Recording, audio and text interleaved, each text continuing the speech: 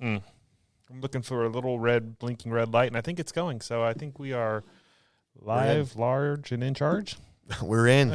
Okay, I don't know if I like that intro. Put me in, Coach. Yeah. Damn it. That's what happens when James isn't here, I guess. Should we do our James impression? Yes. You want? Hey, listen. James is not here today, right? And I think we should all take a stab at doing the intro just the way James would do it. You know what I mean? Hey, everybody. This is James, Grabbing the Brisket. Welcome back. Welcome in. We're just glad to have you on. We've got a good episode planned for you today. I don't think I can beat that. Jan? Okay. I like it. No, that's how he would do it. Yeah. I like it. John, what you got? I got nothing. I was gonna say the exact same line. That's pretty much welcome back and welcome in. But I'm the one that gave him that line. I don't believe that. No, I gave. I was like, dude, you also need to have a playful stumble on the words. Yeah. Like it's not an annoying one. It's just What's one that he uses? Like a what's a word that something he says like. Oh, I love it when he has the inflection, like it's going to lead into something, and it just stops. It just dies. So Jan was saying, wait, yeah? Yeah. No, that was it. That's all Jan was saying. You're like, oh, my bad. So you ever notice he has his paperwork in front of him, and like a lot of it is just a lot of words. Like I think he just prints out, and there's like a paragraph at the top where it's like it's everything that you need to know about the podcast. Yeah. And he's like one line. He's like, okay, go do this. He does it. I don't know. I don't know. Why are we giving James a hard time? Because he's not here. That's exactly. I don't like that. He comes but y'all do it to each other. If there was one person missing, y'all pick on that person. Yeah, I heard that episode. So here's my. I can't even do James. I can't do it. It's not even good, man. Yeah. You did a good job, Matt. You did. Yeah. We're giving him a hard time, though. He actually comes prepared, has like a printout, some topics. Yeah, every page is filled up. We're over here. Look at this loser with his printout being prepared. Hey, you talk about ribs. You don't just wing it and just stumble over your words like we do. Like, come on. Yeah, no, you don't. Actually, he doesn't. He's actually prepared. He is prepared. He's polished. Prepared. I know. You know? We got to do something about that. I see prepare? I see you two guys are in, like, you're wearing a sweater. Yep. You're wearing a hoodie. This is a nice hoodie, too. Dude, this is a very nice hoodie. Yeah. And then you got the tank, man. Yeah. Do you have the tank? I own that tank. Yeah, I do. Yeah. Okay. This is Christmas time tank, right? I guess it is. Right? I don't know if I'm going to be wearing it when it's 60 degrees out. You know, this is Martin House, 60 degrees. 60 right now. Yeah, it feels good. Yeah. It was 58 in here, 54 in here. First thing you did was turn off the AC. It's too hot. Yeah. Too cold. It's like it's your first time here, huh? Yeah, I know, right? Well, that's what I said. I said I'm a little tuned up, right? When I walked through the door. I did have a few cocktails, but I kept it between the mayonnaise and the mustard today, I've never heard that one. Just between the mayonnaise and the mustard? Yeah, what's between the mayonnaise and the mustard? Well, so if you look at a road, right, there's always the white line and there's always the yellow line. Okay. So I get it. Literally never heard that. Yeah, I never heard that either. Thank you, Jan. I was like, wouldn't the mayonnaise and mustard just mush together? Yeah. He's got to keep between there. I don't know. Okay. Hey, so it's been another week, and we talk about this all the time, right? Like, how do we keep doing this week in, week out? But I think the way we do it is we talk about what happened last week. And I know there's an HBO special, like whatever news last week. It's always last week's news that he's talking about or whatever else. We don't do that. We talk about last week and we talk about the future shit, okay? Come on. And then our last week, by this time this airs, will be 3 weeks ago. 4 weeks ago. But don't worry about that. We've all aged a lot. And if you look at dog years, if they say for every 1 week, for every 1 day is 1 week for a dog. Okay. If you think about it. So I don't want to think about that stuff. Yeah, it's horrible, right? You're like, man, I left my dog for 3 days. Yeah, he went 3 weeks without you, dude. No wonder he thought you were dead. So think about it, right? It's true. I don't know. Anyways, but we had a badass week, so let's get into it, right? I think you cooked something. Yeah, I didn't barbecue shit. Yeah, so we're always cooking something. We're always doing it up. I end up trying. I'm trying to really just come up with a good, like a steak rub or a steak marinade, and I ended up. There was a buddy of mine back in the day that had done a soy and red wine marinade, and I was like, man, that sounds really good, but I mean, I don't know, I'm not going to do it. And then flash for like a years later, I remembered it all of a sudden one day, and I was like, you know what? I'm gonna go ahead and do this.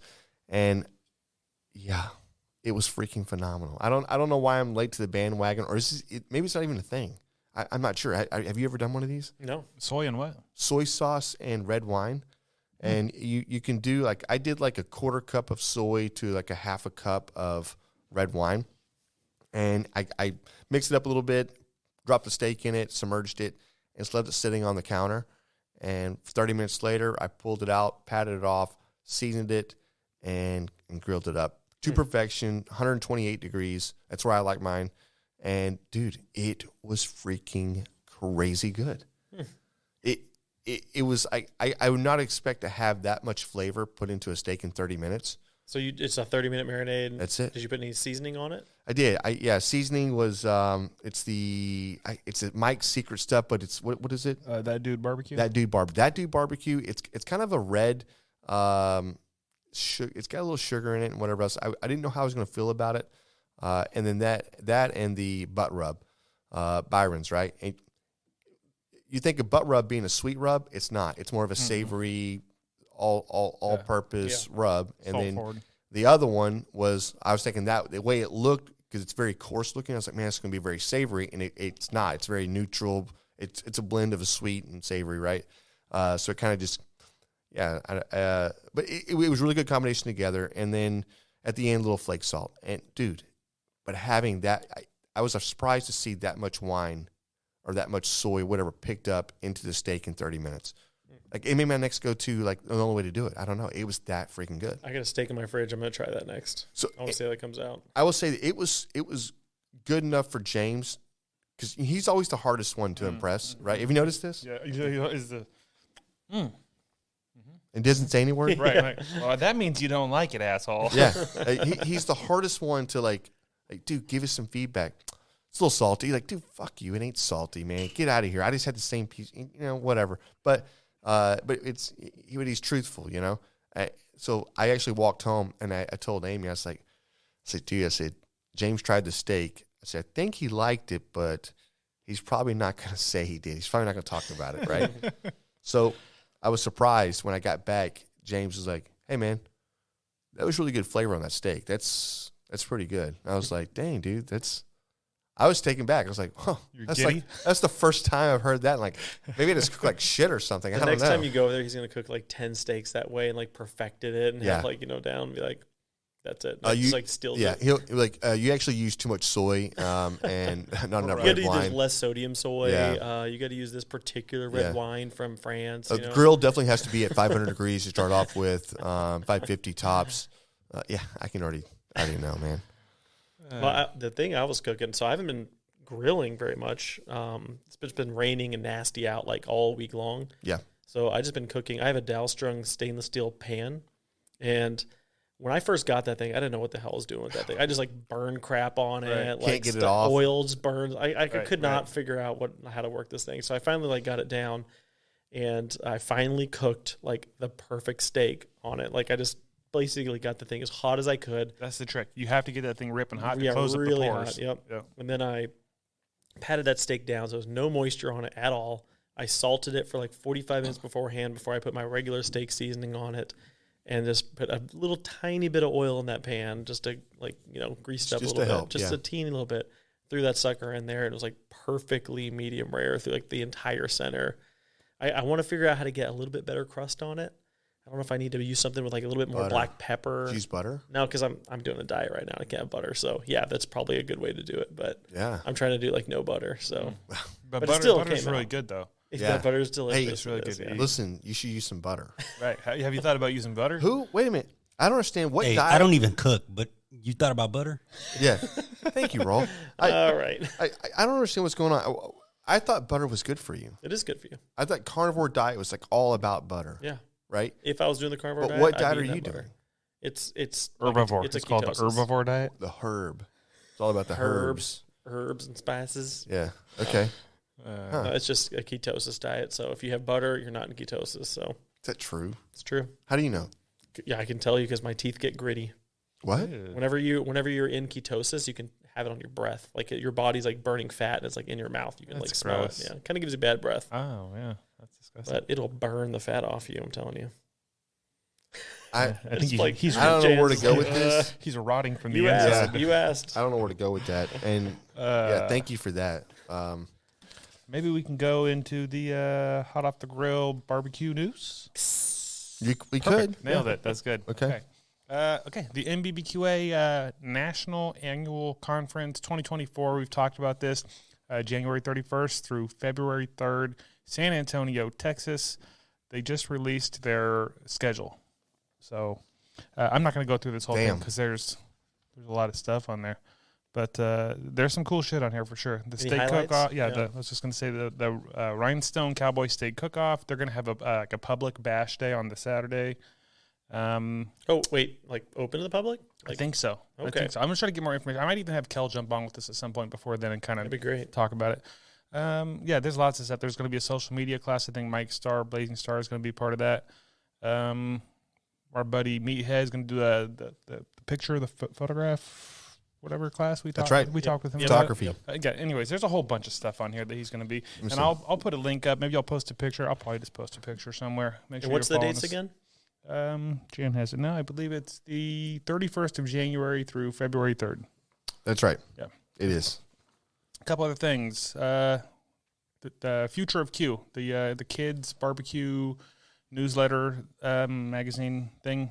They got a new episode just came out. Go check that out. There's a bunch of holiday recipes and stuff from all the Caden Blakes of the world. All the kids' cues. Yep. Yeah. Thanksgiving turkey might be cheaper this year than it has been in the last few years. Not going to help anybody listening right now. Nope. Turkey Day was already over with. Oh, yeah. I forgot about that. Well, you may have saved money on your turkey. Congratulations. Thanks, Matt. You could have just let me finish. Okay, Blue Smoke Blaire's event, the Barbecue Legends class, January 19th through the 21st. Again, the link's down below. We talked about it. There are going to be a lot of badass cooks out there teaching. I've already got messages from people saying, hey, I'm going to be there. We'll see you there. Can't wait. It's going to be a blast. So that's going to be super fun. Hell yeah. I'm really looking forward to that. And the Awards of Excellence, NBBQA Awards of Excellence, we're entering into a whole bunch of barbecue. Everything. Yeah, all the things. And we think you should too. So if you've got a rub or a sauce or a podcast. When's the deadline? Yeah, an idea. It's December 1st. So it's coming up, or it's maybe. Hope you didn't miss it. Hope you didn't miss it, right. Yeah. December 1st? Yeah. Yeah. Well. When does this episode come out, Raul? We don't know. Yeah. We don't know. It's fine. I think it actually will come out probably right before that. I think so yeah. too. So you got quick. time. You could literally like the day of. You can still turn be it. Really fast. Anyways, I think that's all I got for the hot off the grill barbecue news. That's not. Listen, we've been talking about that for weeks. The 28th. The 28th. Yeah. That's Yeah, right. there it is. Perfect. Yep. Perfect. Plenty of Go time. to the 28th. Let's go. Yeah. I don't know. Yeah. Do you guys? We have a guest coming up. We haven't even mentioned that yet, right? We have a guest coming up here in a minute. Yeah, Steve Trevino. Yep. Trevino. He's got the tilde. Tilde. Okay, there you go. Yeah. Or the enye. You heard it here first. Make sure you It's like jalapeno. roll your in. Is that how that works? I don't know. Anyways, we got him coming up, comedian, barbecue guy. Apparently he cooks with a competition team out of San Antonio. Looking forward to having him on. I think he might even have like some specials on Netflix and stuff, I think. That's what I'm He saying. might even, He's big. He's got a bunch of great specials. Big time. Yeah. Yeah, he's funny as shit because I've been listening to him. Yeah, how did you find? Did you see a random post with him doing something barbecue Well, related? I think he's just a huge fan of the show. Oh, that's what it is. Okay, great. Yeah, he slid in my DMs is what happened. Oh, there. thank you, Steve. We're sliding into John's DMs, 2 a.m.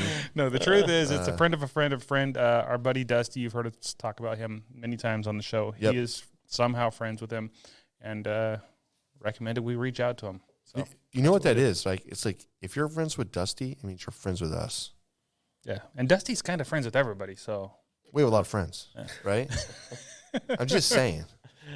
No, Anyway. it's cool. It's cool. It's a little bit different because honestly, he is a comedian, and he's a comp guy. I think he does the San Antonio barbecue or cook off, whatever it is for the is it their Austin's got a rodeo. I think it's a San Antonio one or whatever it is, which is pretty badass. So yeah, can't wait to have him on.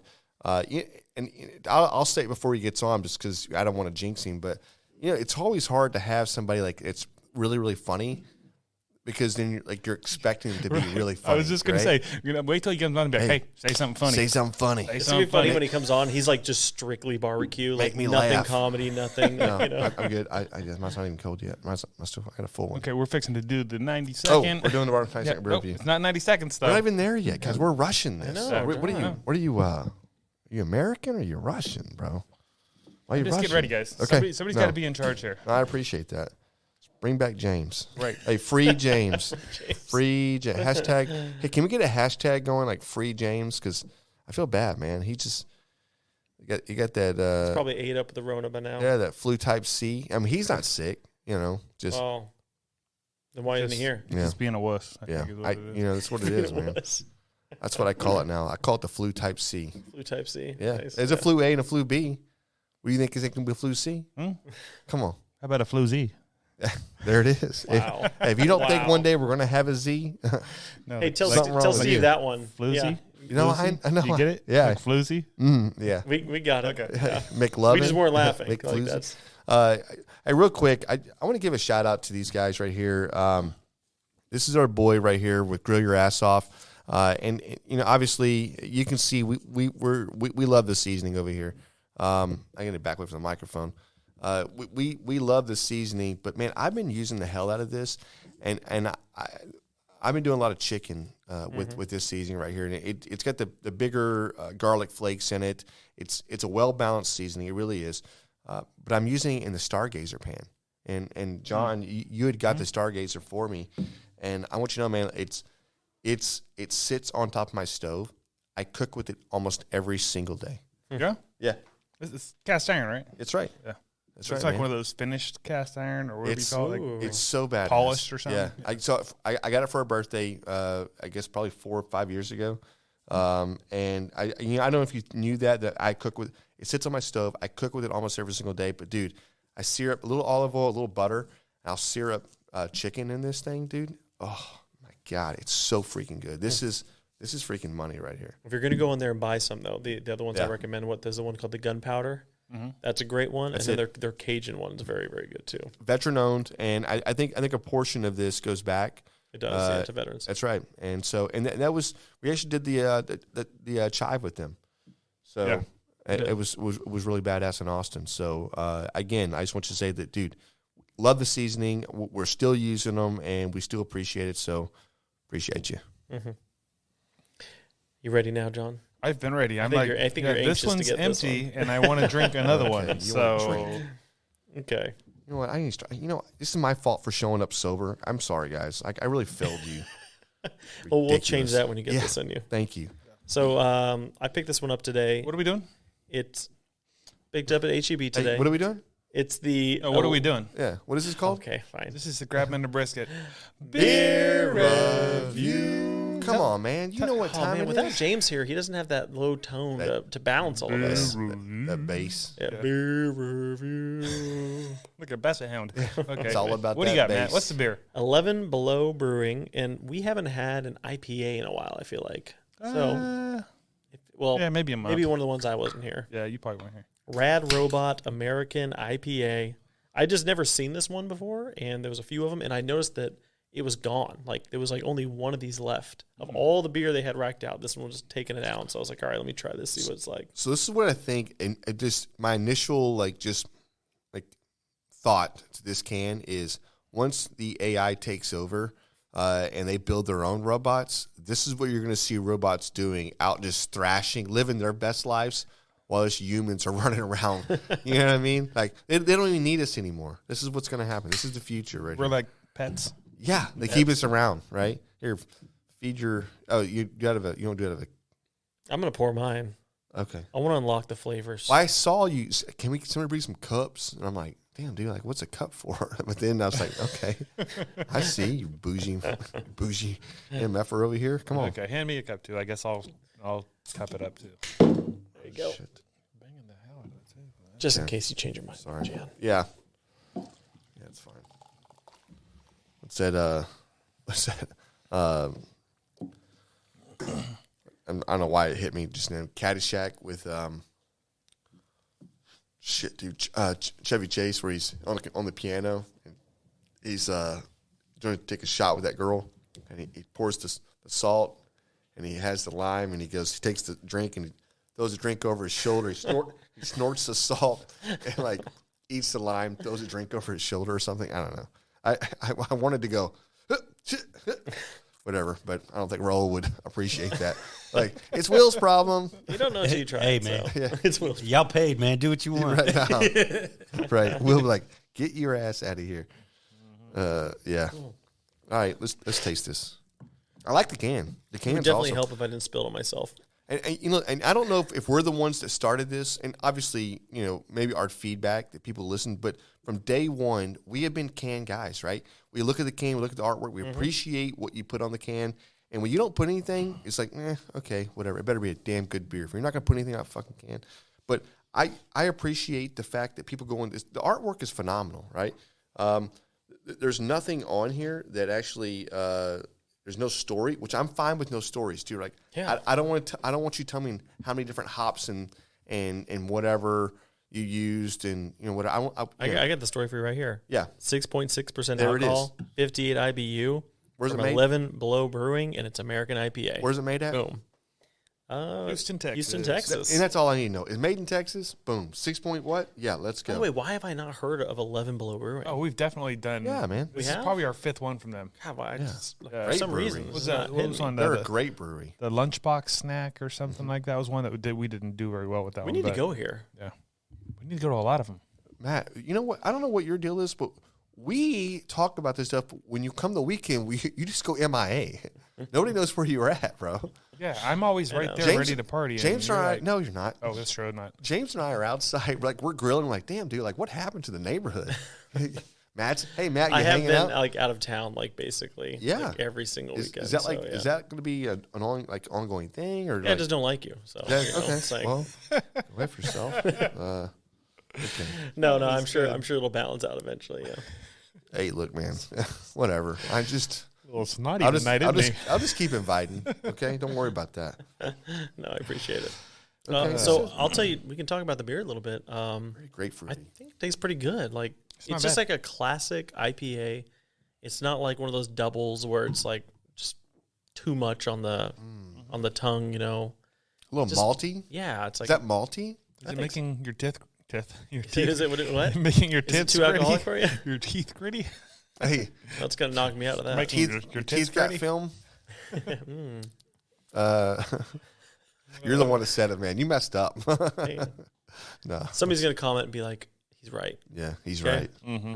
Yeah. Muscle shirts are for muscles. I'm waiting for that comment later, too. Oh God, I hope it comes. Where you at, Greg? Yeah. Come on, Greg. Oh, hey, speaking of Oh, Greg, Greg the leg. we had a call in from our friend Greg. Maybe we can hear that real quick. In Okay, the middle yeah. of the beer review. Let's No, do that. so I saw that he got a little present. Okay, but yeah, let's play I think this. if James were here, he'd be Hey like, guys, no. this is Greg again. Hey, I just stopped at the mailbox and I got my nice little shirt I got from you guys, my Team Jan shirt. Come on. Even though you're still a bitch, Jan. Yeah. But man, thanks for everything. Appreciate it. Love And it. smoke on, brothers. Smoke on, dude. Hey, you know what? I'm glad he got a Team Jan shirt. You know what I mean? You know what I love? He's using Alex's sign off. Yeah, smoke, Smoke on. on, You know what I brother. mean? Hey. Yeah. Yeah, that's very cool. All the crap you gave Alex about that, and then here we go. He's using Alex's Well, it sounds sign off. better when it comes out of Greg's mouth. Okay? No, I'm just kidding. I'm just kidding. Where the freak is? We need to do a Saturday special or something with Alex, man. Yeah. AP. He hasn't even been in here yet. I know. It's been a minute. He's never seen it. Maybe if he comes in here, he'll come around more often. He'd be like, "Wow, it's air conditioning. Yeah. Like, Right. there's not just cords all over the damn place, running across the table, like tripping me up. You don't have cicadas and then like dive Airplanes flying over, cicadas, airplanes, and June bugs like, dive bombing your ass. neighbors Yeah. mowing their lawn at like 7 o'clock at night. you know? Right. Kids running in the background, dogs tap dancing across the floor. Dude, can you imagine like how many different things we've gone through, like doing this like, from start to finish? Like we were at the bar when we first started doing this standing at the podcast. bar. Standing at the That bar. was the most uncomfortable. Yeah. Oh man. And we That was just before me. Yeah, that was yeah, before. but you. we just sat there, just like we just talked a little bit, like, oh man, that was cool. When You was know? your first episode? Hey, can we listen to it? It was that Halloween. I came on and I had to give the potato salad story, but I wasn't part. I just was like guest starring the episode, I guess. Right. And then I can't remember when I came on from then on. Yeah. That first one, though, I think that was a Halloween, because I remember we did a Halloween beer, and we're like, Matt actually knows how to talk about beer. Yeah. Maybe we should have him back. Let's go. Yeah, and then I don't know what happened, because you haven't really. I know. Yeah. You brought nothing. Brought this beer. Hey, listen, there's no videography. There's no videography happening, and there's no beer talk. I don't know what's happening with Matt. Yeah. Tell us something fancy about this beer, Matt. Well, it's got the classic notes of the American IPA. You notice it's a little more smooth on the back end, and you can really pick up the malty hops. There it is. Do you believe any of that? No, so it is a little malty, though, right? Yeah, it's like a little bit malty. Yeah. Okay, this is 90-second beer review, guys. We got to hustle it up, all right? Taking calls in the middle. Hustle it up. This is good. It's smooth. It is hoppy. But I think it's good. It's a good hoppy. It's got a nice little citrusy something to it. This is definitely like an IPA you can drink multiple of. Like there's some you have one and you're like, ooh, I'm good. It was good, but I don't want any more. I like this. It's good. It's great, right? You take a sip. Okay, great. Take a sniff, and then go to take a sip. You're like, this is gonna be so bitter. And when you hit it, you go, man, oh man. It is better though. It's a pretty high IBUs. So but it's not that same type of. It's not that. It's very smooth still. Yeah. That one that what's that bitterness that? I think of like the car. I think it's Carbach, the Rodeo Clown. Yeah. Like that one's like very. Just punches you, right? Yeah. Yeah. This is not like that. Yeah. It's hard to swallow. What do you give it, John? I'm gonna give it a score. I'm gonna go. I really like this. I'm gonna go 8.1. Okay. This is pretty good. I would buy this again, and I don't buy IPAs. I think I can see why it was one of the ones that was selling out at AGB. Like there was, like I said, there was only like one more pack of this there. I don't know. I can tell why. I definitely can see why it was selling out. This is very weird to me. It's a very weird beer. It's definitely an IPA, and there's maltiness from the hops. I know there is, but this has like almost like it's a cross beer. Like there's so much happening in this beer. You know what I mean? Like it has more of that. I mean, something you would that maltiness you would see more from like a, not an ale, not like a red ale, but more of like a maybe though. Yeah, like a red ale. Yeah. I could totally see that. Yeah, it does have a little so bit. I think of it's that like a cross between like a red ale and an IPA. Yeah, dude, this is so good. Sounds good to me. Yeah, right. Red what do you give it? ALPA. It's got to take an extra sip. Matt, what do you give it? I give it. I'm right there with you, John. I haven't gone yet. I got to go. That's good though. See how that makes him hurry up. I know. Yeah, okay. Yeah, I love that. It's really good. Say this is clearly a. Matt, what do you think? One sip. Everybody knows the rules. It's an 8.9. Wow. It's an 8.9 beer. This beer is really good. Damn. I can't think of an IPA that I had better than this right now. And maybe I've had. I just can't think of it. It's that good. What keeps it from getting into the nines? Why is it 8.9? It's still an IPA. Is that it? Like, you want to be more alcoholic? No. More flavor? What is it? Why is it not? There's something on the back end that just, and maybe it's just the bitterness that's there, you know. But okay. Sorry, I had a burp there. I was holding it in. Forgive you. Good score. Good score. No, it's so, but there is it's an 8. It's not a 9 beer. That's why. You know why? That's why. Okay. It was an 8 beer, not a 9. 8.9 is a great score. You're never going to be a 9. Fantastic. I'm a little closer, John. I'm giving this an 8.4. Really? Yeah. I really like it. Take a drink of mine. Maybe mine's different. No, I'm good. I think they're all the same. Mine. Yeah, same 6-pack. Probably. It's because I poured it. But I really like it. Like I will definitely buy this. Like when I want an IPA, this is probably what I'm going to go for. That's an 8.9 beer then, all day long. It's been the Grabbing the Brisket beer review. That was good. Did I ever tell y'all that I decided like, man, just how bad of a singer am I? So I'm driving down the road, and so I turn the radio on, and I turn my phone on, and I put it on record, and then I just sang, right? And then I turned off the music, finished. And you're like, ugh. I finished the freaking line. Dude, that was the moment where I was like, yep. Oh, that was horrible. That's why I'm in sales. Yeah. Hey, I can talk about it. I just can't sing about it. But man, that sucked. Ugh. You know, smoking meats isn't just cooking. It's an art form. The aroma, those deep flavors, the patience. It's a whole experience. And behind every great artist, there's the right set of tools. If you're aiming to build your own barbecue pit or dreaming of a custom design tailored just for you, SmokerBuilder.com has your back. Led by Frank Cox, their expertise is unmatched. Offering blueprints, kits, and insights, they turn every barbecue dream into a flavorful reality. Imagine your backyard, the center of attention, and at the heart of it, a smoker that's uniquely yours. It's more than just equipment. It's about crafting those unforgettable moments, and with the guidance of Frank and his team, you're setting the stage for magic. So whether you're a seasoned pit master or taking your first steps into the smoky world, head over to SmokerBuilder.com, fill up your carts, and be sure to use the promo code GRABTHEBRISKET in all caps to receive your 10% discount. Smoke on. Threw down some ribs last night, used the Chicks That Smoke spicy rub, mind blown. Dude, that's what I'm saying. Like the Chicks That Smoke spicy barbecue all-purpose rub, dude, it is a game changer for sure. Yeah, if you folks have not given it a shot, you need to. Honestly, your barbecue will thank you. Chicks That Smoke, it's at SUCKLEBUSTERS.com. Bro, you know that new Dow Strong knife I just got? The ridiculously sharp one that I almost cut myself on? Yeah. Yeah, me too. But seriously, it made such a difference in my grilling. Every cut is so clean and precise. And it's true what they say, a sharp knife is actually a safer knife. That's accurate. And if our listeners want a new badass knife, they need to go check out Dow Strong. We got a discount link below right in our podcast description, and just be careful, they are sharp. Dow Strong, a cut above the rest. Hey, this is Russ. This is Kyle. This is Michelle. From the Infectious Groove Podcast. Join us every Monday for the most fun you can have with a music podcast. The Infectious Groove Podcast uses a positive and fun approach as we take time every week to share our jammy jams, then dig into a thought-provoking topic discussing all decades and genres of music. You can find the Infectious Groove Podcast on all major podcast platforms, or you can head to infectiousgroovepodcast.com to find us there and subscribe. We might have a controversial opinion here or there, but we always have fun with it. Oh, I'm sure I'll say something dumb. Subscribe to the Infectious Groove Podcast, part of the Oddpods Media Network. And now it's time for Frank Knows What's Wrong With It. As always, send in your questions to 434-829-2299 or shoot us an email at info@grabeminthebrisket.com.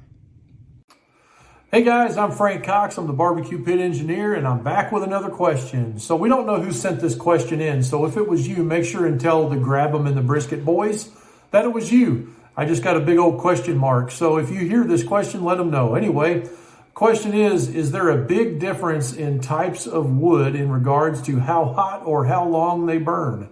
So actually, I think there is some science that would say that, yeah, different kinds of wood burn hotter, better BTU capacity, burns longer, stuff like that. But for the most part, what's going to happen is it depends on the moisture content, in my opinion, and like what kind of resins and stuff are in there, how dense the wood grain itself is, how easy is it that this wood combusts. So as with all things, there's trade-offs when it comes to efficiency versus, flavor. And so you can go way down the rabbit hole, and you can look at woods that burn longer and hotter and stuff like that.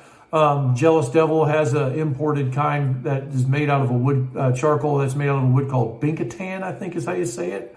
That's like the name for axe wood in South America, wherever country it comes from. And axe handle wood or whatever. It's just super, super hard, super hot, and you do get a really long burn time out of that. Charcoal anyway, I've never burned the real wood. As opposed to woods like cherry and stuff like that, that's a softer wood. It's still technically a fruit-bearing wood, nuts or whatever you want to call it.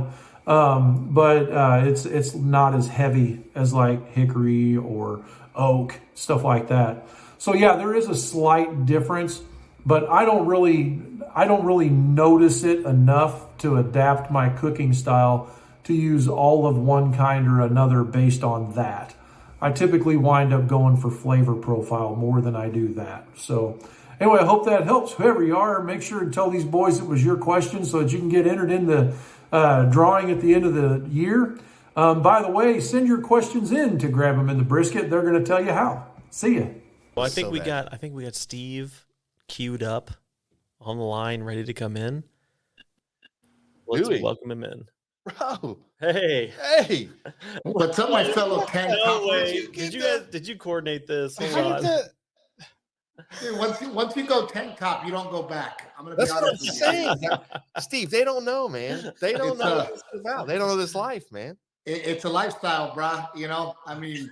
Oh, cheers. Yes. There's only the parts that get ruined on your T-shirt are right here. So we just get rid of them from the beginning. That's right. That's right. Hey, no muss, no fuss. That's it, dude. Same tank top I've been wearing for 8 years. Yeah. No, man. You're here in Texas, right? Yeah. I'm in New Braunfels. Yeah. So I walk in. It's not cold outside. It's like 60 degrees.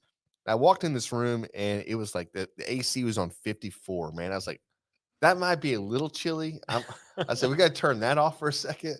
I said, but they came in sweaters and a pullover or like a hoodie. A hoodie, man. I'm like, this is not. How can you get the creative juices going wearing a pullover and a sweater? I will wear shorts up into under 50 degrees. Yeah. If it's over 50 degrees, I am shorts and tank top, maybe a hoodie, but that's it. And then once it goes below 50, maybe you'll get a T-shirt and maybe sweatpants. Yeah. But, dude, if it's during the day, sun's out, guns out, baby. That's what I'm saying. So I made the comment earlier. I was like, I'm pretty sure somebody's going to write in and be like, hey, muscle shirts are for muscles, right? But I was like, yeah, okay, I'll start working out this. I'm doing okay. But come on, man. My friend. Yeah. Come on. That's awesome. Let me guess, you get the flip-flops on too, wearing those with the shorts until it's 40s. Hey, yeah. Hey, buddy. Hey, I go full dad. Dad. He goes, nope. Dad mode's on. America's dad. Yeah, that's funny. That's fantastic. Well, the funny part is I chimed in right when you burped. Right when you burped, I was like, "Oh, perfect! My kind of podcast." Yeah, right. Welcome in. Yeah, if you don't have a drink, by the way, go ahead and just grab one for yourself. Yeah. So we're definitely. So we're a barbecue and beer podcast. We don't always we don't always talk about barbecue, but we always talk about beer. It gets a little off track sometimes. So, yeah. Well, you know what? I got bad news for you, fellas. I absolutely love barbecue. I can't do beer. Okay. I'm a whiskey, scotch, tequila guy. All of it on the rocks are neat. I am not once I started drinking whiskey, which was in my early 20s, going back to beer is hard. Beer is heavy. Yeah. It makes me piss all night and I don't get drunk ever. Yeah, right. You sound like a professional. Because your tolerance is too high. Right. No, I think you're right. And so I've been doing this thing now when we go out is like I may do a couple of beers, but then I go straight to whiskey, and that's my go-to. Now, there's a lot of people that hang out with me. They're like, "Hey, can you please just drink beer tonight and don't go to whiskey?" But I'm like, yeah, it's whatever. Dude, I'm so hardcore. The only thing I do is if you can smoke it. Yeah, right. Right. Cigar, whiskey, and barbecue. If you can smoke it, I do it. Let's go. So so I mean, obviously you're a talented comedian and whatever. Barbecue though, right? You're on a competition team? Let's Or you've done some. Okay. Yeah. I hang out with the Helicopters for Heroes competition team. Yeah, okay. All right. I am in charge of, that's good. Yeah. Oh, that was delicious. Yeah. Hey, just like that. Keep doing that. You're good. Just keep it moving. Yeah. I am an amateur barbecuer that hangs out with a barbecue team that also happens to be my partner in my charity Helicopters for Heroes. So we just tie it all together. So we will be at the barbecue cook-off for the San Antonio Rodeo. Yeah. I will be there. I'll probably be wearing the gear. I will look like I know what I'm doing. Yeah. But I have no business in competitions. Right. Walk around clicking the tongs. Yeah. Hey, you over here. Hey, good job, Frank. Yeah, way to turn that. I'm the guy with the towel. The barbecue sauce towel. Yeah. That's me. I poke it. Awesome. Let me poke it. Yeah. Oh yeah, we're doing good. We're doing good. No, that's freaking badass. So, but you're barbecuing at the house? said amateur, so you got a smoker at the house? I do, man. I love to barbecue. When I lived in California, which I did for 14 years and hated every minute of it, it was so funny when people would go, "Hey, Steve, we're barbecuing. You want to come over?" And I would go there and go, "You are grilling. Yeah. You are not barbecuing. You are grilling. This is grilling. Do you people not understand the difference between grilling and barbecuing? You are you are cooking outside. It's a cookout. Right. You are not barbecuing. Yeah. A hamburger is not barbecuing. You are right. You are cooking out. So, being a Texan and growing up in Texas, everybody in Texas we all barbecue, right? And everybody has the expert in the family. They think they're the best barbecuer ever. But I have gone from, I actually jumped to the egg for a little while, and I just couldn't dial it in, and I just couldn't get it.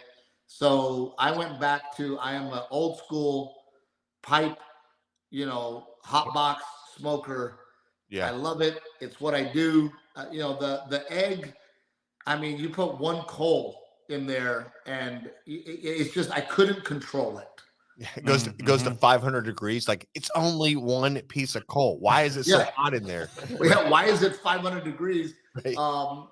And I just couldn't. I couldn't dial the egg in, so I got rid of it, and I'm back to the old pipe smoker where you can get drunk, and throw some mesquite in there and put your brisket a mile away and just, bro. Well, I like to call it the set it and forget it. Boom. We're probably best friends now, man, because you're literally saying the same shit that I talk about all the time. I'm like, this is what I want to do. I want to feed a log, and I want to drink 5 beers. I want to feed another log, and I want to, you know what I mean? That's what I want to do. But that's what drives me crazy about these pellet smokers. And just to be clear, I have no problem with the pellet smoker, but don't sit there and tell me that you are barbecuing. You fucking plugged it in. You plugged it in. You drop some pellets. It's an oven that blows smoke from pellets. You got an auger. There's an auger inside. You know what I mean? I am not telling you that what you made is not good, but please do not. For me, dude, there is nothing better than trimming that brisket in the morning. Putting that rub on it, letting it sit, letting it hit room temperature. You go outside, you load the smoker up, you drop the mesquite on the ground because you think you know what you're doing, and you go, that one's moist enough. That's the one I need. That's the one. And you load up and you wait for the fire, and you're starting to smell like smoke, and your wife goes, "What are you doing out there?" And you go, "Don't worry about what I'm doing out there. I gotta be out here. I'm barbecuing, woman. Worry about the sides." Yeah, I'm doing man shit out here, okay? And then you load up the logs, and you drinking your whiskey, and maybe you smoke a cigar, and you hang out, and you freaking wake up in the morning, and you let your brisket rest, and it's just okay. Yeah. That's my kind of barbecuing. Yeah. Oh man, it's edible. Yeah. Hey. Yeah. And then people, they tell you great brisket, Steve. And I go, no. I know what great brisket tastes like. But you know what? I enjoyed every freaking minute of the process. Yeah. The process. Yeah. That is the best part. I love that. There's no process in a fucking Traeger. I'm sorry. No process. Yeah. Just timetables. Yeah. Right. Yeah. No, it's awesome. Man, I obviously, we're big fans. We definitely seen your specials. You've got a podcast as well, right? You and your wife. Yep. Got a podcast with the wife. I talk about my wife and my family so much on stage that I really wanted to give my audience and my wife a voice, and I wanted the audience to hear her side of the story. Yeah, I was about to say, give your wife a chance to defend herself a little bit. That is so good. You know, I get on stage, I talk all the crap I want, and then people can watch the podcast and see me and my wife, get her point of view on my opinions and things that we say. And to be honest with you, and I think you guys agree, you know, podcasting is very therapeutic, and it is that hour that I set aside for me and my wife. And to be honest with you, I don't think people do that. I don't think people take 1 hour out of their week to sit with their wife and just have a real discussion. Not to mention a real discussion when you know people are watching. So everybody keeps it cool, right? Hey, you can't be crazy, right? We can't act like maniacs when we know people are watching. Right. But man, you know, I love what I do, and I have a lot of fun doing it. And you know, my wife and we do everything together. We are a team. And, you know, I know that some people, they look at their life at 40-ish and go, God, it sucks. What happened? I got these kids. I got this wife. And man, I'm the opposite. I think it's the best time of my life. And, you know, raising these kids is to me a blessing and super cool and super awesome. And I love my wife more today than I did yesterday. And dude, life's good, man. I barbecue in the backyard in my Crocs and my tank top, and you know, what's the problem? Yeah, why is everybody so upset all the time, right? Why stressed out? Yeah, I laugh when people are like, "Can you believe these kids?" I'm like, dude, yeah, they're kids. Right. Yeah, that's what kids are supposed to do. You were just like that. Yeah. You know, can you believe my son doesn't want to take a shower? I'm like, neither did you, Dick. Right. Yeah. No. I think you're right though, man. I really do. I think just having that moment of sitting down and I've watched you guys, and you've got a really good not banter, but it's a rapport back and forth, right? It's actually really, really good. I don't know if I know you probably know he's this probably heard that else. before. You probably know this already, but it's really freaking good, man. And it is. For me, it's therapeutic. For my wife, it's therapeutic. And it's really cool when, you know, people come to me after my live shows and they go, man, we watched the podcast and it really helps our marriage. Yeah. And oh my gosh, you guys are going through the same thing that we went through. You know, so, you know, and me and my wife decided that we're going to be honest. We're going to be real. We've never dumped an episode. There are episodes out there that I'm not proud of, that me and her like got into it or got into an argument, and we looked at the producer, and the producer goes, we should do another one. And me and my wife go, no, we're not doing another one. That's it. Put it out there. It is how we were feeling. It is real. And you know, I think that the world, and America especially, is, you know, they're over this perfect celebrity image. Mm-hmm. Yeah, there's so much fake shit out there. Like, why not have something authentic? Yeah, man, it's super relatable. But I think that's what makes you guys attractive. There's no bullshit, man. You guys talk about what you want to talk about and what the things you enjoy, and people love to see it from a real perspective. And you know, this overproduced, you know, TV shows and, you know, cooking shows. I mean, in the beginning, you would watch a barbecue show and you would go, oh, wow, look at that. And then now you go, oh, I get it. They made that brisket fucking yesterday. Yeah, right. You know, oh, here it is. Yeah. And you're like, who made that brisket? How did that happen so fast, right? Listen, the show is shot over like 3 weeks or 4 weeks, right? Right. They never change clothes. Like, what the freaking hell is going on? With 30 minutes to create the perfect brisket. Or how about when somebody opens the door and they act surprised that the cameras are there, but there's a camera inside? Yeah, right. Oh, hey, you're here. Hey, well, yeah, right. There's an inside camera. Like, dude. But I think the funniest thing, because I see it all the time, but I don't ever say anything. I never even thought of it. No, I do. I see it. I'm like, how the fuck the camera get in there? You know? Yeah. Don't be surprised, but look behind you. Yeah, right. Wow. What are you guys doing here? Yeah.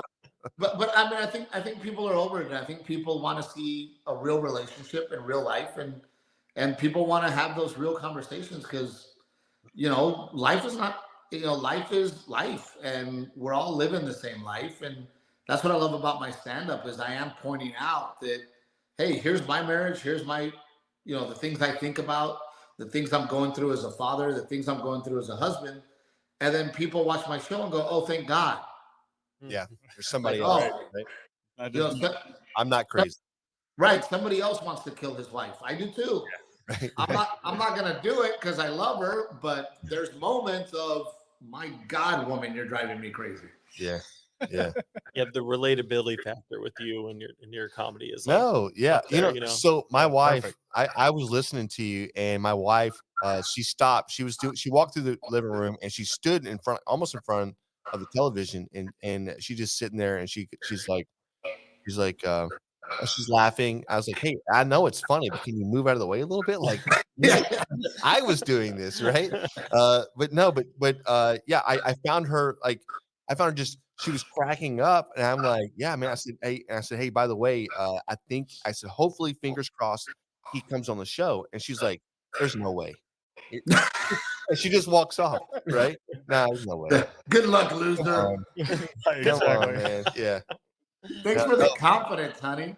Yeah, right. But that's marriage, dude. Today, I told my wife, I said, hey, I'm doing that podcast this evening.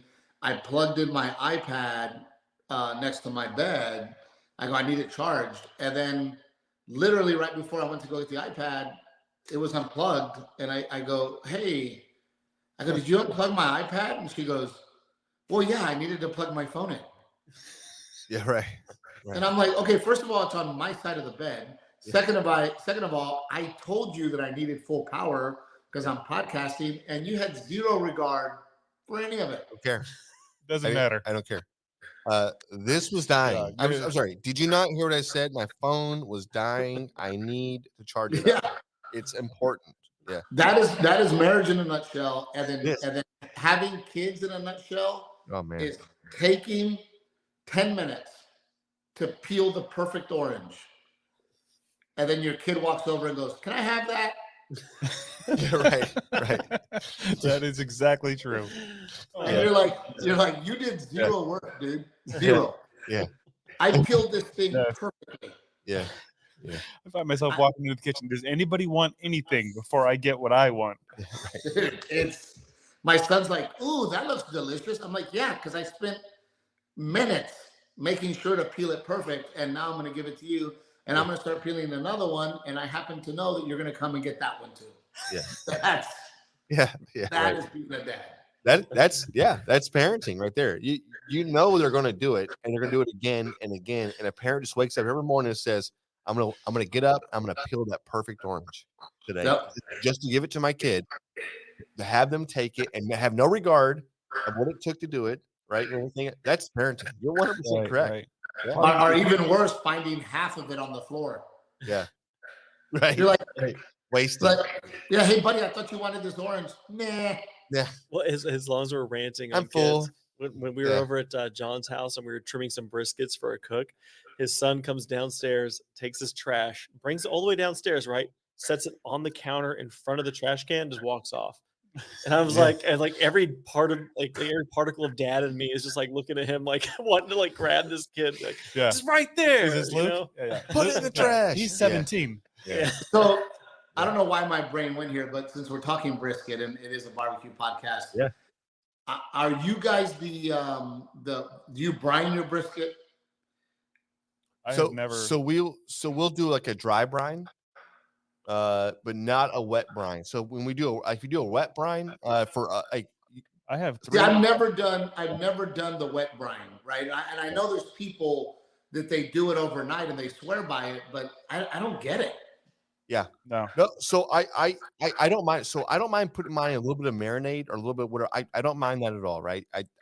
James and I were just talking about this the other day, and I used to cheat a little bit in cook-offs because the rule of thumb is like, if you're not cheating, you're not trying.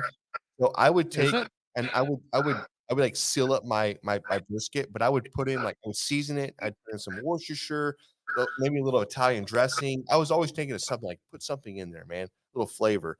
Let it sit for 24 hours, and when I would go get tagged in back in the day, so they would tag your meat, and then lady goes, damn, this brisket smells good. I just looked at it like, all right, sounds good. Dude, we hit it. We won, right? We won. And again, if you're not cheating, you're not trying. Try something. So I'll give you my cheat. And this is, I used to be, if I'm being completely honest, I was at a 60-40 ratio. 60% of my briskets were amazing and 40% throw them in the garbage. Yeah. You know, was the 40% edible? Sure. Right. We could do a little chopped beef sandwiches. Right. Yeah. Throw a little sweet baby rays on there. And yeah, well, okay, we ate it. Right. But, I got to the point where I was about 60-40 good ones. Now I'm up to 75, maybe 85. Now my trick is I take off all the fat. I trim my brisket down. I throw that in a roaster. Okay. I smoke the brisket for, depending on how big it is, I smoke it for about 6-7 hours. And then I put it on the roaster, usually overnight, with the fat that I took out from trimming it. Okay. And then I let it finish in the roaster. Dude. And it just soaks in, that fat melts down, it renders, and it just soaks in there and makes the brisket amazingly juicy. Yeah. That is my trick. That is my cheat code. Yep. I don't think you can do competition with that, but it has brought my success rate to about 85%. I'm going to try it. Yeah, it's very similar to what we've been talking about with the wrapping and whatnot. And then we just, at the end there, we just put it in the oven. Like we leave it wrapped up in the foil and everything else with a little bit of we'll use like maybe some beef broth or some whatever au jus. Yeah. And then just put it in the oven, let it finish there and let it go for a long time. Yeah. No, you're right. It's very similar to that, the Goldie's method, right? So Goldie's method is they take their brisket to 190 to 195, right? They wrap it and then they take it and put it into a warmer. The warmer sits at 165, and it'll stay in that warmer for 12 hours. That's what I do. Yep. I'm telling you right now, man, dude. I'm gonna try this. I've got to try. But all the fat that I took off when I was trimming it goes into that crock pot. Damn. And it all melts down. Tallow. And it's all beef tallow. Tallow, man. And it gets in there. So I mean, that I used to do the same thing where because that was my dad's move, right? My dad, he'd smoke it for 3 hours, wrap it, throw it in the oven, and then in the morning he'd have a good brisket. Yep. Because his theory was you cannot push any more smoke into that meat after 3 hours. Yeah, right? He's right. Yeah. Exactly. It's the temperature. Yeah. So I kind of took that a step further and said, okay, instead of throwing it in the foil, I'm going to put it in this roaster at 165, 175 with all the fat, let the fat melt down, get back into the brisket, and it comes out. And the bark, I thought I was going to lose bark. They come out amazing. Dude, that's what I'm saying, man. Yeah. Yeah. That's my trick. Anybody can use it. There it is. I'm not sitting here acting like I'm some kind of genius or anything, but I have learned to make a successful brisket by cheating. Right. No, that's not. Listen, that's not cheating, man. That's awesome. And it's a. I think I know what happens, and I think it's because it allows your brisket to stay at a certain temperature and allows it to keep rendering without drying it out. Right. Drying it out is like it becomes a pot roast, right? You have a roast, and once you overdo, you can't go over. Was it 210, 211? And anything over that, it'll all of a sudden go to roasty, right? It'll be just you can't cut it, you can't do shit with it, right? But no, I think you're exactly right. I think that is a money move. Hey, right now you're getting pro tips right here on Grabbing the Brisket with Steve Trevino right here. And I use brown sugar as part of my rub. Okay. Nice. I use HEB brisket rub with brown sugar. And the brown sugar, it doesn't taste sugary. It just gives it the bark. It's my way of cheating to get the bark. Okay. Right. Yeah. The sugar's just it's gonna darken it up and make it badass. I'll be honest, I never would have thought about what? that. Here's the a lot of the rubs you're using already have the brown sugar in them. Most of them. Yeah. But I go crazy with the brown sugar. and the rub, because after 14 hours, it's gonna be gone anyway, right? Yeah, I mean, it's that. So living in New Braunfels, and I don't know if people know this. On one corner, we have Blacks. Yeah. Caddy corner to Blacks, we have Coopers. Caddy corner to Blacks, we have Rudy's. Yeah, right. All in the same corner, and I've given up on Rudy's. I don't eat there. I go to Cooper's for their beef ribs, and I go to Blacks for their brisket. Yeah, I'm so hungry now. I know, man. No, you're right. So I've had both, and I've had all three really. So I think it's a very logical choice of what you made there. Cooper's is good. It's been a staple, right? It's been an OG. Blacks has been an OG, but all day long I would pick the brisket at Blacks over the Cooper's all day long. Yeah, Cooper's does a rub, and their brisket is just not. Well, they're open pit too, which open pit, that's tough to do. Yeah, open pit brisket, But I will say, one of my favorite things growing up, because I am Mexican American, and my mom, her family's from Mexico. Well, my family, but my mom's my grandparents are from Mexico, and all my relatives in Mexico, they all lived on huge ranches, and they're all cattle farmers. Well, they would cut the head of a cow off, skin it, they'd bury it underground, and then for breakfast, you'd wake up and there would be a head of a cow in the middle of the table. Dude. And you would pick the meat out of the face of the cow. Barbacoa. Yeah, that's where you get that and that is barbacoa. But growing up, seeing that's one thing that I want to talk to my mom about.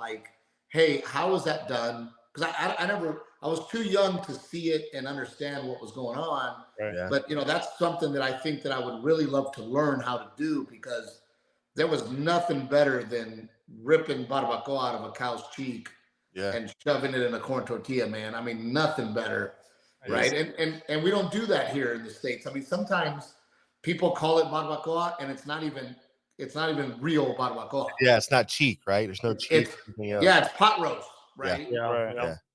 They got a sirloin. So I will tell you, I've grown up in Texas my entire life, but being from here, north, so let's say 45 minutes west of Fort Worth, that we kind of grew up that way, right? So they would, for a pig roast, all of our pigs were cooked in the ground, like Hawaiian style. That's right. Anything you were doing, cows, anything.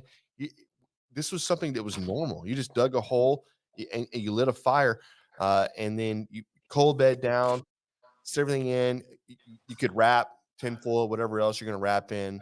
You want to put a layer down, and then you basically cover that whole damn thing back up, and then you dig it up and you fucking eat it. Well, because now they sell a box. Have you seen that? Yeah, mm-hmm. That's right. It's like a wooden box where it's kind of like burying it, but you're putting it into this wooden box. But man, most competition barbecue, it's amazing how it's kind of done this weird kind of deal where it used to be these big pipe smokers, and now they're all going back to the 50-gallon barrel hooks. Yeah. Mm-hmm. The drums.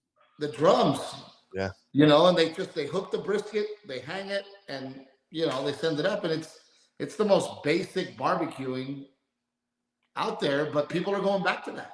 Yeah, they are. Well, and they're winning. You know why? They're winning. The freaking millennials, because nobody wants to freaking work for it anymore. And I don't think drums. I'm just being honest, right? I think if you want to, I know, right? If you want to have a freaking cook-off, then call it for what it is. Okay, it's a drum cook-off, right? Do a pellet cook-off. Have the best pellet cook-off you can. Have the best drum cook-off you can, and have the best offset cooking cook-off you can have, right? And then have those guys compete against each other or something. I don't know, but just don't say I don't know. It's like one you can't, equals the other. You And can't it's be really a pit tough. master if you're cooking on pellet smokers or if you're cooking on a drum. You have to cook on a stick burner. Anything. Can you get barbecue on anything else? Yeah, you can. You But can. you can't be a pit master if you're not using a stick burner. I don't know how they allow electric barbecue. I don't get. I mean, to me, what you know, you didn't have to pick out the wood. You didn't have. I mean, you know, the guys I hang out with. You know, I'm gonna throw Jake a big shout out here, but I mean, Jake, he wins and he's high up there. But these guys are studying the wood. Mm-hmm. You know, he's always telling me, like, he's like, I know what it sounds like when it hits the ground because I don't need a piece of mesquite that is too dry or too wet. It's thud. Yeah. The thud, right? And I mean, there's an art to that, but there's no art to pouring pellets into a grill. Yeah, it's not sexy for sure. You know, who's that old lady that they say she just feels the brisket and she knows? There's art to that. Tootsie. Yeah. Tootsie walks over there and goes, that one's ready. Yeah. So that's in that's Snow's Barbecue, isn't it? Yeah, it's Snow's Barbecue, but I was trying what city is that in? It's in that's in Texas, yep. It's well, I know. Thanks, John. Appreciate that. It's weird that you just keep talking stupid shit. Yeah. I know it's in Texas. It's not that far away from here. Yeah, right? I don't know. It's about an hour. Where are you guys located? So we're in Houston. We're southeast. We're in Pearland. Okay, so my hunting lease is in a place called Nixon, Texas. Yeah. There's a place there called Pioneer Barbecue. That sounds familiar. Oh. Best barbecue I have ever eaten in my life. Really? And because my lease is there. I'm leaving. I'm hungry. Pioneer Barbecue. Okay, I'll stop. Right, I'll bite.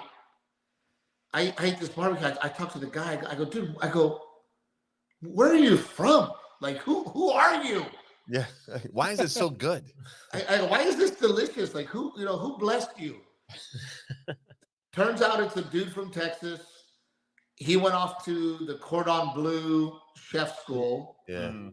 He was a big time chef for celebrities or whatever. And then he said, man, couldn't leave my Texas roots and wanted to simplify my life. So I bought this barbecue restaurant.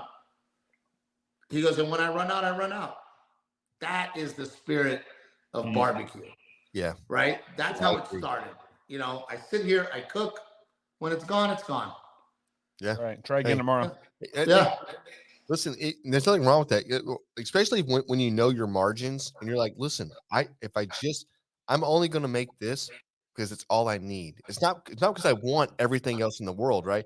I just need to sell out. And once I sell out, I don't care, right?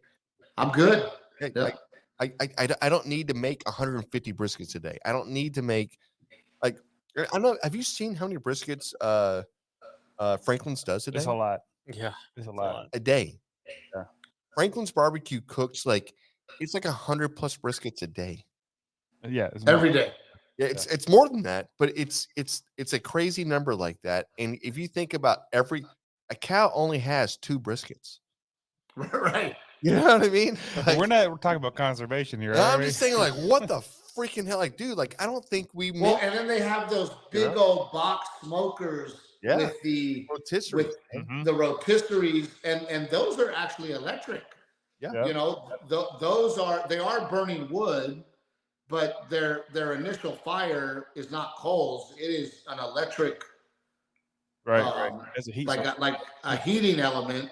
Yeah. That they throw the wood on, but because this guy here in San Marcos, he's got a great place called Hayes Barbecue right off 35, and it's fantastic. And I mean, he took me back there to see his freaking machines, and it is, let's say you said, I mean, he had 150 briskets going, but that's also because he's got to make for tomorrow, right? Yeah. Right. No, I know, I get that. But I mean, it's unbelievable the amount of meat yeah. that they're rolling through, and you will never catch me eating lean brisket. Not for me. Hell yeah! Just give me the fatty and be done with it, right? Yeah, it's like, I mean, what are you gonna get, a prime? No. You give me the prime rib. I don't. Yeah, I'm a ribeye guy. Don't give me your lean bullshit. You bring me Wagyu. I want all the fat I can find in it. Wagyu. And when I get I want mine for the point. Yeah. I understand Right. the flat. Yeah, it's steak skill, everything great. Yeah, I want to eat the point. I'm gonna eat the point every single time. Yeah. And the way I eat my steak, I call it. Have you heard of Pittsburgh style? Yeah. Yep. No, Yep, I've that's how I do it. I've not heard it. Black and blue. Black and blue. Yep. Really? So what temperature is that? Like, I don't know. It's just barely past mowing. Yeah. So But they char the outside. yeah, but you're getting like a what? You're getting a piece of steak that let's say your grill's like 700 degrees, and you're just gonna sear it. Yep. Damn. They char the outside, and the char is nice and crispy, but the inside is rare. Yeah. Now I do like that whenever it's an actual good cut. If it's a good cut of meat, yeah. If I'm just buying like some choice or select, The Walmart special? I'm gonna cook that a little bit more. You know what I mean? The Wally Martinez special. Yeah. Right. We were in Vegas, and I had taken my sister with me, and she was helping me take care of my kids. And I said, hey, we're gonna go eat dinner. You should come. We go to this fancy Vegas restaurant, and the Wagyu was $48 an ounce. Ooh, that's weird. And I'm like, you know what? I'm gonna go for it, right? I go, give me 8 ounces of the Wagyu. They go to my sister and they go, what are you having? She goes, oh, whatever my brother's having. I'm like, Hey, right? Hey, listen. Yeah, who's paying that bill? Yeah. And I was like, okay, fine. She's my sister, right? And the best part is they get to her and they go, how do you want your steak? And she goes, well done. He goes, you're getting the chicken. I go, my man. My freaking man, dude. I love that. Yeah. Oh my god, That's hilarious. it's so good. Yeah.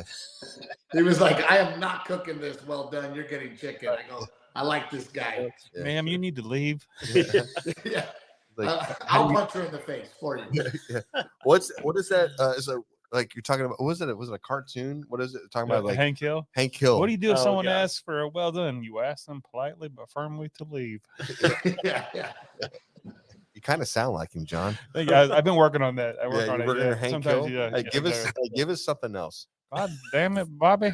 Okay. You're getting good, brother. You're getting good. You're getting very good. I'm Yeah. I'm going to bring you on the road, buddy. Let's go. Opening act, John. There you go. Man. Hey, That's all I got. Steve. So obviously you have a career, man. You're a comedian and you've been kicking ass, taking names. What was the inspiration for you to go, you know what, I can fucking do that? Because it's sucking balls. I'm not gonna lie to you. There are moments in your life that are just hot ironed into your brain, right? Yeah. They're just, for whatever reason, there are things that you remember in your life that are just moments. I was probably 5 or 6 years old, and I grew up back in our day when we were kids. My parents would party on the weekends and barbecue, and all the men would be outside in the backyard, and all the women would be inside. And us kids would just run around like savages trying to steal beers and taking drags of cigarettes that were not quite put out, right? I remember when I was like 5 or 6, all the parents were in the house, and I had never seen that before. And they were laughing at the TV, and I sat down to watch with them, and it was Richard Pryor. That's good. Yeah. And my dad was like, not for you, go over there. And I crawled in the hallway and hid and listened to Richard Pryor, and then listened to the men and women laugh. Yeah. You didn't know it was funny because you didn't get the jokes. You just knew it was funny. I didn't know what was going on. Yeah. But I thought to myself, I'm doing that. Whatever that guy's doing, I'm doing because there's power in it.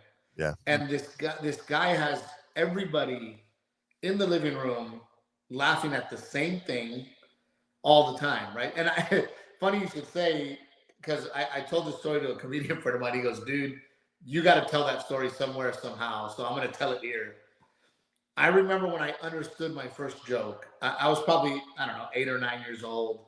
My aunt was my babysitter after school, so I'd go over there, and I had a way older cousin, and he was already in high school, and his buddy walks in the door, and he goes, what's up, dick breath? Right? And I remember thinking, oh, it's because he had a dick in his mouth.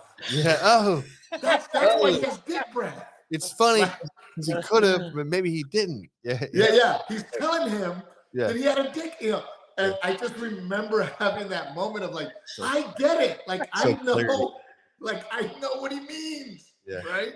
Oh, that was the first time that. So of course, like my next day at school, I'm like, ooh, they're gonna get it.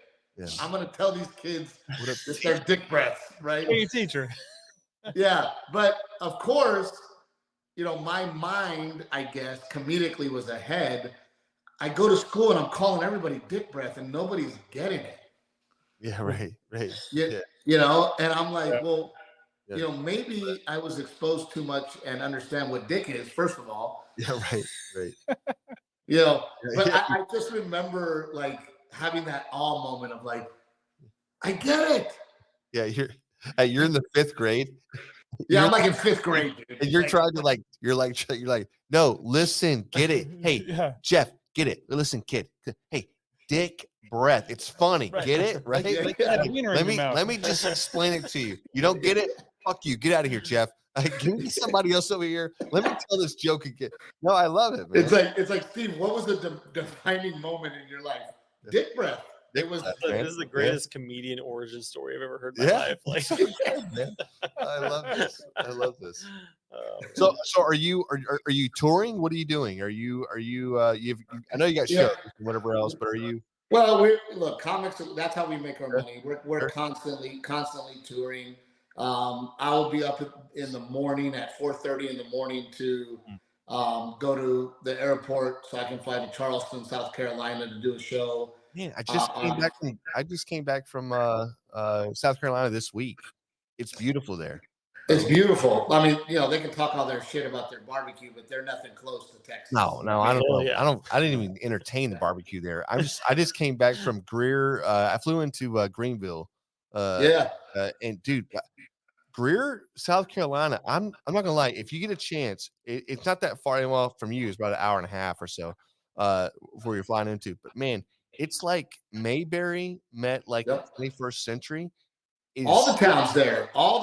Beautiful, man. So I'm doing Charleston on Friday, and then I'm doing Durham on Saturday. And then it's home for the week, and husband time, daddy time, and back on the road.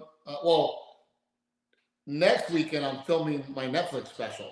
Come on, man. Come on, dude. Awesome. Yeah, I'm filming my Netflix special at the Tobin Center here in San Antonio. Okay. But I'm always on the road, and it's just part of my life.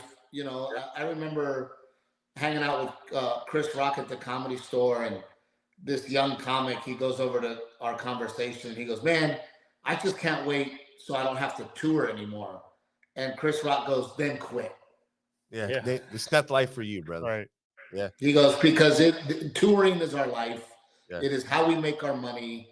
Don't get me wrong. I would love to, maybe have a residency someday where I don't have to, Vegas is a good place for that, where you can go but I don't want to be in Vegas. I want to be in Texas. So, I take the time off that I need. All major holidays, hunting season, I take off. December, starting next week, I'm in town. I'm in Texas. I'm hunting, and I'm doing San Antonio. I am doing NFR in Vegas, but it's Vegas.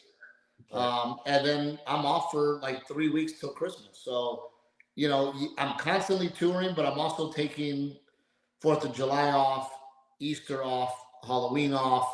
Yeah. My kids' birthdays I take off, so it really works out that I'm on the road 3 weeks, off 1. On the road 3 weeks, off 1. And nowadays I'm doing such big venues, I'm only gone Friday, Saturday. So, I'll kiss my kids in the morning, tomorrow morning, and then they'll see me Sunday at 8:30. I get home. Yeah. That's awesome. Dude, that's badass. That is badass. Well, it takes a special person to be able to do this. Not anybody can do what you do, right? And I think it's pretty fucking badass. But I have so many questions because as a kid growing up, you hear like, oh, you're funny, you're this or that, but it's not just being funny. There's a lot of hard work that goes into this writing ability, right? And it's the delivery. It's the fact that like you could say the same narrative 6 different ways, but only one way is really funny, right? And it's like I just wonder like what's your process or what's how do you do that? You know, I mean, now I'm at the point where I know how to tell a story. So when I start telling the story for the first time, it's above average, right? Sure. But I think what makes a great comedian, and I really try to be a great comedian, is emotion and heart, right? Are you saying something, you know? And a lot of guys can be funny, and a lot of guys can make you laugh, and you leave the show and you go, man, that guy was funny. And then somebody goes, you go, God, we went to see this guy last night, and he was so funny. And then they go, man, what did he talk about? And you go, man, you know, he was just funny. Yeah. Right. The good comedians, the great comedians, you get in the car and you're having a discussion afterwards. Right. You know, you're going, oh my gosh, you know, that happened to us. Or do you believe that he said that? Or do you agree with him? Do you disagree with him? Or, man, I'm on the same page as that guy. It sparks conversation, right? So that is the secret is, can I be funny? Can I draw emotion? Can I get you to think? Can I get you to see something a different way? Can I get you to walk away from this experience a better person? Can I, you know, that's my angle is, hey man, here's all the things I'm going through in my life, and here's the heart of it. And at the end of all of it, I hope you understand that I love my wife. Yeah. Oh yeah. And that it was done all in love. So, you know, that's the tricky part, because I've always been funny. I've always been able to walk on stage. I'm always the funniest guy in the room. I've always made people laugh. But now, you know, my set now that I'm going to put on Netflix, I couldn't be prouder of it, because, you know, I talk about how much I love my parents and how hard they worked to give me the opportunities that I have. And there's grown men crying because they're thinking about their dad, but they're also laughing their head off because it's funny. And that's the kind of stuff to me that makes a comedian great, right? Is the that's that's the hard part, right? So when you meet that guy at work, or that guy you meet at a bar and he's funny, do you walk away going, God, man, that guy made me think, man. Yeah. That guy touched me. That guy, you know, or gal, that man, they made me really have emotions. So that's the difficult part. And it took me 20 years to figure that out and to get good at that. Nice. No, I can't imagine, but I think your comedy is really good, and I think the fact that you've honed it in this way, I cannot wait to see the Netflix special. When's that coming out? Yeah, I obviously you have to go do it. I know when it's coming out. I can't tell you. Okay. We You ain't gonna tell nobody. Yeah, right. Yeah. Just nobody watching this podcast. Just between us. Yeah. No.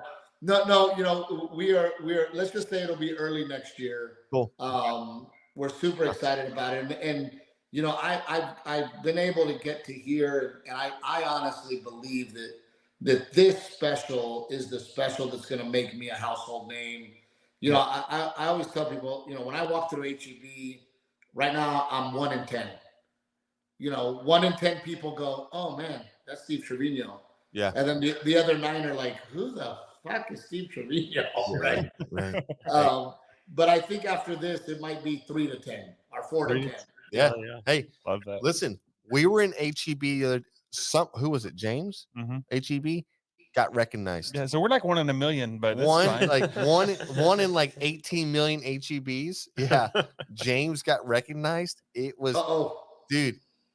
It was the craziest thing. Go ahead. I think his battery's dying or something. We lost him. His wife didn't charge his didn't iPad. Charge the iPad. And he lost it. There it is. Right, go get her cell phone. Yeah. Hey, you know what? This is why it's so That's perfect. Yeah. It sucks. No, that's like the perfect. That just makes sense the way he's talking about the whole thing. Like, no, it does. Yeah. You know, it is what it my is. wife, unplugged my. Yeah. Well, that's how it ends. Then I guess, isn't it? Well, Hey, that was hilarious, man. My stomach hurts from laughing. Oh, man, so good, right? So good. Well, what I love about comedians, especially ones like him, is like when they kind of like push that social boundary a little bit. They'll say jokes that you don't feel comfortable joking, and then it kind of like eases everybody back. It's That's like a little Hey, anti-PC, chill the fuck in a out, very man. good way. It ain't that big of a deal, right? Love it. Bill Burr. Oh, yeah. Some of They them all go do way it. past the line. Yeah, right. And, I think he rides the line pretty well, and he's super relatable, which I think is what he was kind of hitting at with hit the emotions of the audience or whatnot, especially with the married crowd audience. Oh, totally, totally. Yeah, no, I totally think so. So, hey, Steve, thank you so much for coming on the show. We definitely appreciate it, and we're looking forward to your Netflix show coming up early next year. So look out for that. Then go back and watch everything else. Like he has a bunch of different specials you can look up. I mean, it's very easy, but funny guy, super funny, very relatable. And then go look at the podcast. The podcast, in my opinion, is very amazing because it is a husband and wife, and it's this report back and forth. So we got him back in. Yep, he's back. Okay, we were just talking about how you got recognized at HEB by your 5th grade elementary school teacher. Yeah. That doesn't count. Right. No, it doesn't count. Listen, it wasn't me either, right? It was James. But this lady came up to him and she was like, "Hey, do you do social media?" And James was like, "I don't know how to answer that." He goes like, "Yeah, I guess." Like she's like, "Are you in barbecue?" And he's like, "Yeah." And she's like, "Yeah, hold on." She goes, "Hold on. My husband's going to be so excited." And she looks over and she goes, it's him. Right. So this dude comes rolling up with his cart and he's like, "Hey, listen, big fan, whatever else. Hey, you're talking about making James's day." Oh James, my gosh. He still talks about this for months, dude, months. This is like you know what I mean? Like we're a podcast that, we've got some followership and whatever else but for him to have that happen to him, he's the nicest, most quietest guy, reserved. It's not him, right? His head blew up. I mean, this dude wore a gold chain or something. You know what I mean? Like he was like, "Dude, I have hit the big time." I don't know, man. Yeah, it was good. All right, we're back. We're back. Hey, we're blaming your wife for not letting that iPad charge up. Yeah, okay? it's her fault. Well, I mean, I got full bars. That's all I'm saying. But no, look, guys, I love what you guys are doing, man, and hopefully you'll have me back on, and 100%. We'll get to talk barbecue, or I'll send you pictures of my shitty briskets, and we'll continue to talk some barbecue. But big shout out to HEB because, dude, I don't know what HEB is doing or where they get their meat, but HEB is the place to go. I mean, it's unbelievable, man. Oh, yeah. You know, it is absolutely incredible the meat that HEB gets, and I don't know who makes B&B sausage, but that's my only sausage that I get. That's the best one out there. Nice, badass. Yeah, we'll check it out. Hell yeah. Well, it's been a pleasure, guys. I got to put the kids to bed, and yes, my iPad is at 8% now because my wife had to charge her phone on my side of the bed. Yeah, there it is. Hey, Steve, we appreciate you coming on. Thank you so much, man. We are so honored.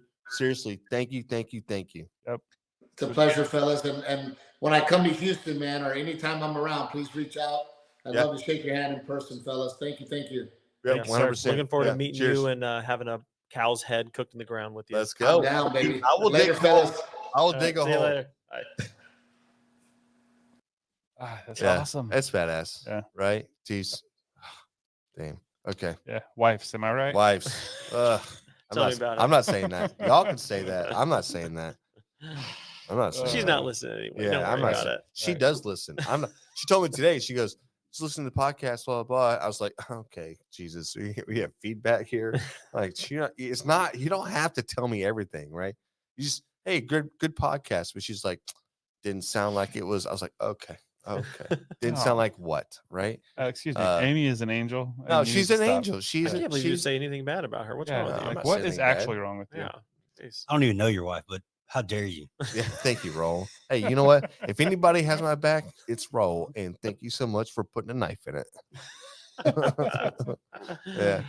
No. Oh, that's been awesome. We've been going for a minute here. Maybe we should do some barbecue fails and let the people. Yeah, I mean, like honestly, we just spent the whole month on this episode, but yeah, let's do that. Yeah, well, I feel like everybody's like sitting in their car at work, like waiting to go inside because they need to clock in. They're trying to finish this episode. Can you imagine? Hold on. Can you imagine like this? Can you imagine this? Like some person just sitting in the car, like, go to the BBQ Fails. I put one out there. I want to know if I won. I need to know my damn if seasoning. I'm on. This is bullshit, right? Can you imagine? It's like, hey, listen, Jerry, we've noticed that you've been late every morning, but we looked at the cameras and you're sitting in your car every Tuesday. It's weird. Tuesday mornings, you're sitting in your car and you just refuse to get out and come to work. Is there an issue? I just want the BBQ Fails. Okay. We got a barbecue. Matt, you want to share this with us? Yeah, let me clear my throat and get the rest ready for you.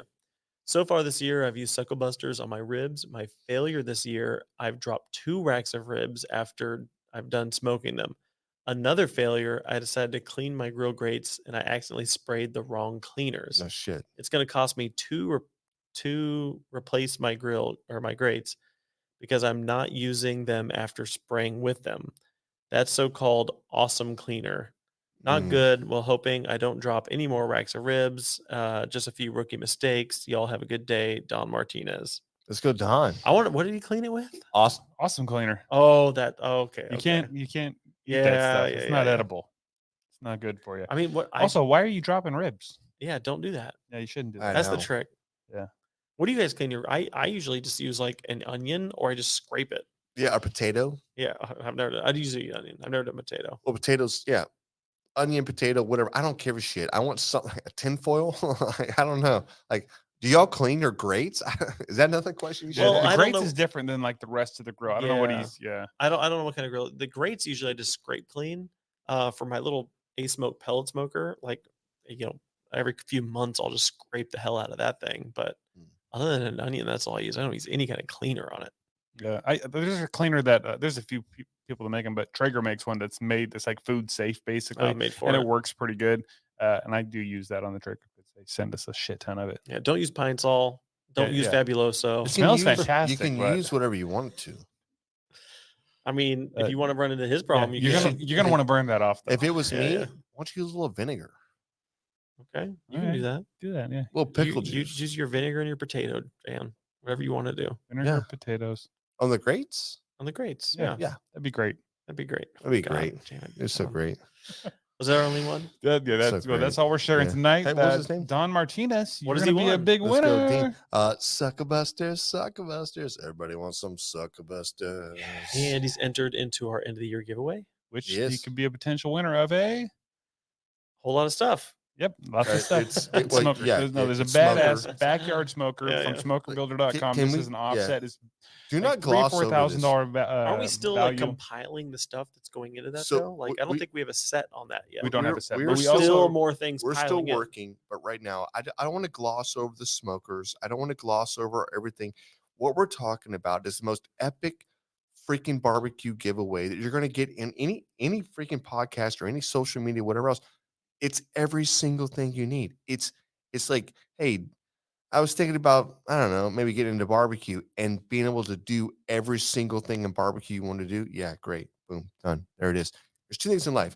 You grow up as a man, you're going to get into smoking meats, or you're going to get into World War II. Okay. World War II history. History. We all know this, right? One of the two. I'm just trying to let you know, go to barbecue. Okay. We got you. Can you imagine starting your journey and you have like a smoker builder, drum smoker?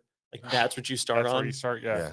Talking about like easy mode, not like my old New Braunfels like falling apart smoker that leaked heat and smoke everywhere. Don's in the running for the big prize, which is an actual offset backyard smoker. That's right.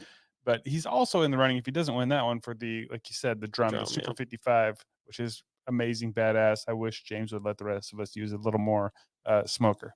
So keep sending in your wins. The problem is your fails, because if you want to be in the running, if you want to get any of this, you got to send them in. How do you send them in? 434-829-2299. You can call in. You can leave us a message. Those ones are almost guaranteed, although we're getting close to the end of the year here, so we only get so many more weeks to get on the show. Or you can send us an email, info@grabthemandabrisket.com. any of our social medias, same thing, at Grabbing a Brisket, except for the old X is at Grab the Brisket. But reach out to us. We want to hear your stories. We do. Really quick, somebody typed in the other day or wrote in the other day and was talking about a recipe for they had some backstrap, they had some deer or something. Oh, the deer. They want a deer chili. A deer chili, Yeah. right? And listen, I think that deer chili is phenomenal by itself, right? And you don't have to add any other.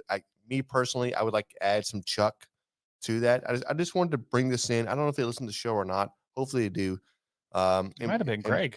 It might have been Greg, but I would add some chuck or something to this. I would also add maybe a cheap steak and just cube it. And maybe in maybe, I don't know, what would you say? Like, I don't know, 1/4 inch by 1/4 inch or something. It's all about texture at this point, you know? And yes, but make your chili that way. But I think there's a shit ton of recipes, but we're going to put one out just for this on the website. So look for it this week. Cause I've been thinking about it and I've got it in my head and, so I'll put it out. I've made deer chili before and all I did is just sub like venison in for beef, like ground beef. And it came out perfectly great. No, it's great. So it's or you can like, do a combo you can of just the do two that, as well, but a specialty venison chili recipe. That's what I'm saying. Yeah. If that's what he's wanting, if you want the specialty, you want a little, I mean, if you just want deer chili, gotcha. Yeah. You want to go to the deer camp, I gotcha. Or you want to bust it out. You're going to kick it up a notch, Jan? I have it. Okay. So I'm ready for it. Okay. Anything else? It's been a pleasure talking barbecue with you. Yeah. Peace. Hey, what does James say? That's what he says. Okay, good call. Oh, you got that. Hey, thanks everybody. Matt's been great. Smoke on. Later.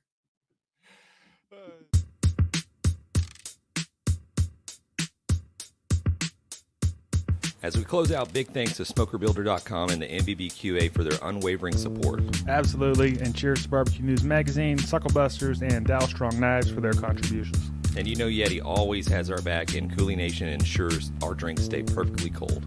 Lastly, props to Cambro Manufacturing and, of course, the Spicy Nut, the Chicks of Smoke Seasoning. Thanks to all for powering this show. Until next time, keep smoking.